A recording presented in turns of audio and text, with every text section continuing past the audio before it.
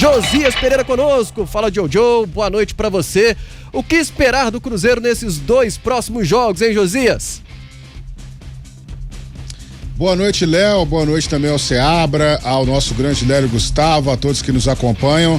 Realmente, assim, é difícil, né? O Cruzeiro colocou-se em uma situação muito complicada, né, Léo? O Cruzeiro que poderia ter tido mais atenção ao Campeonato Brasileiro. Vejo vocês aí falando da situação do Atlético também, né? Que deixou de lado o Brasileirão e agora tem aí esse fim de temporada melancólico. O Cruzeiro ainda tem uma possibilidade de classificação à Copa Libertadores por meio do Brasileirão e tem ainda, né, essa questão do jogo do Corinthians contra a equipe do Bahia, os dois se enfrentando, e isso pode favorecer o Cruzeiro nesta disputa aí pela Libertadores. Mas é um time que tem um elenco muito curto, né?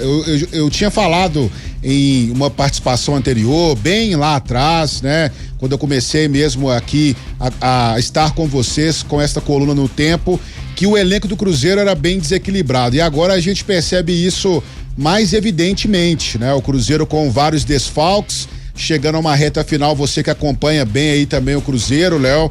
Cruzeiro com muitos problemas, especialmente ofensivos, tanto é que o próprio Fernando Diniz, no último jogo, acabou colocando aí os zagueiros para serem os atacantes do Cruzeiro, porque realmente ele olhava para o banco e não tem opção ofensiva, porque tem os meninos da base, mas eles ainda não estão prontos e são jogadores mais de velocidade, né? Que entraram para dar também esse apoio à parte ofensiva, mas não tinha aqueles jogadores de referência. O Lautaro realmente, ele não é esse jogador dessa função, é mais um jogador de beirada. Então, assim, é esperar para que o Fernando Diniz consiga mostrar alguma coisa. No jogo contra o Grêmio eu vi um Cruzeiro um pouco melhor, mas o jogo contra o Bragantino voltaram aí os mesmos problemas, a questão até do Verón também, que acabou não jogando, né? Lesionado aí antes do jogo começar, foi uma baixa terrível pro Cruzeiro, mas é um time bem limitado que chega a esse fim de temporada com mais limitações ainda pelos desfalques e fica aqui um puxão de orelha, vamos dizer assim, na própria questão da direção de futebol do Cruzeiro. Ontem eu fazendo a coluna, coloquei até exatamente isso, né? Quando a displicência, a negligência cobram um preço muito alto. Acho que o Cruzeiro, ou Alexandre Matos especificamente, e a diretoria de futebol do Cruzeiro, eles erraram talvez na análise aí da saída do Arthur Gomes.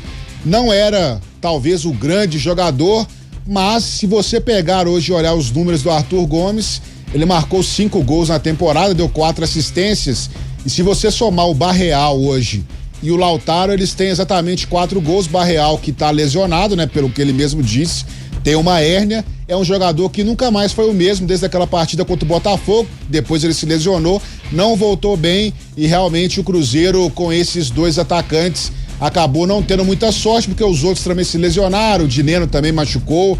Eu acho que faltou um pouco de percepção da necessidade do Cruzeiro. E depois o Pedrinho falou, né, que o Cruzeiro não tem atacantes. Isso talvez, né, possa ter dado algum burburinho no elenco, mas realmente é a realidade. O Cruzeiro não tem um jogador ali referência, e é por isso que nesta janela de 2025, né, pensando na próxima temporada, está se falando muito de Gabigol, Dudu, porque o Cruzeiro realmente não tem jogadores para finalizar. É um parto, né, Léo? Cada jogo do Cruzeiro é um verdadeiro parto para fazer um gol.